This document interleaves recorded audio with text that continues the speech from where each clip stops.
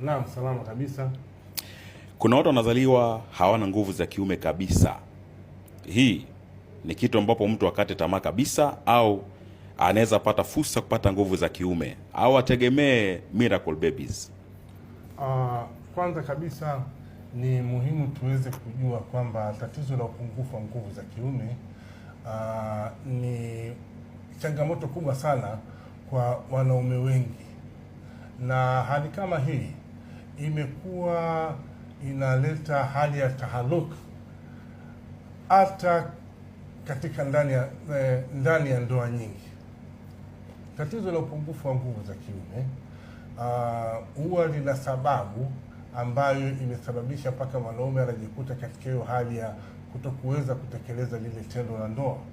Sasa basi utapata kwamba hali kama hii huwa inawapelekea watu wengi kuanza kutafuta suluhu ya aina moja ama nyingine, lakini huwa ni muhimu sana kuweza kujua kwanza kwamba hii shida ya upungufu wa nguvu za kiume imesababishwa na nini, kwa sababu kuna sababu kadha wa kadha.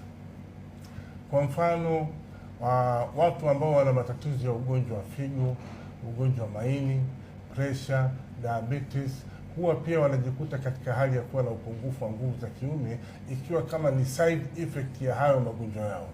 Lakini hebu nijaribu kuchambua hapa kuhusu magonjwa ya zinaa, ambayo pia imekuwa ndio chanzo kikubwa sana cha kuleta matatizo ya nguvu za kiume kwa wanaume. Napozungumzia magonjwa ya zinaa yanapokosa kupata tiba inayofaa kuanzia pale mwanzo, basi huo ugonjwa huo unageuka kuwa sugu, na ikiwa sugu, hapo ndio utajikuta kwamba inaanza kuleta madhara kama hayo ya kwenda kukunja ile mishipa ya nguvu ya kiume. Ninapozungumzia hali kama hiyo, ni kwamba ninachomaanisha ni watu wengi huwa wanakosa kukamilisha dose ambayo the initial dose ambayo wameandikiwa na daktari kuanzia mwanzo. Ugonjwa wa zinaa kwa mfano kama vile gonorrhea inahitaji ipate antibiotic kwa muda wa siku 7 mfululizo. Lakini sasa waathiriwa wengi anapotumia baada ya siku 1, 2, 3 anaona kwamba hali imekuwa sawa, hasikii mwasho tena, anaona hakuna ile discharge ya usaa, kila kitu iko sawa, basi ana assume kwamba amepona. Kwa hivyo unapata anakatiza dozi katikati. Sasa unapokatiza dozi katikati ni kwamba huwa umeupatia huo ugonjwa nafasi ya kuendelea kukaa katika mwili na kukita mizizi mpaka inakuwa ni chronic. Sasa hapo ndio huwa inaanza kuleta madhara kama hayo, ikiwemo na hiyo hali ya kwenda kuleta damage katika mishipa ya nguvu ya kiume, vile vile pia hata kuleta damage katika mbegu za uzazi. Ni vizuri tuweze kujua kwamba kuna tofauti kati ya upungufu wa nguvu za kiume na uzazi.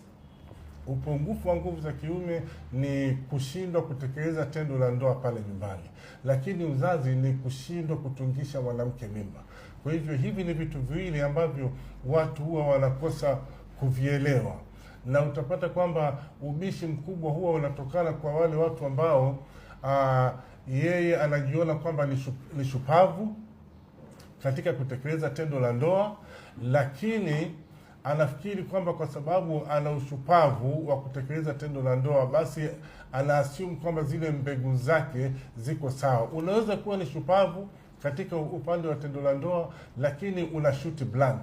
Kwa hivyo la muhimu tu katika ndoa, iwapo kama wanandoa wamekaa pamoja kwa miezi 6 au mwaka mmoja, basi ni vizuri kufika kwa daktari wote wawili waweze kupimwa, ijulikane nani mwenye tatizo, na hapo wataweza kupata matibabu.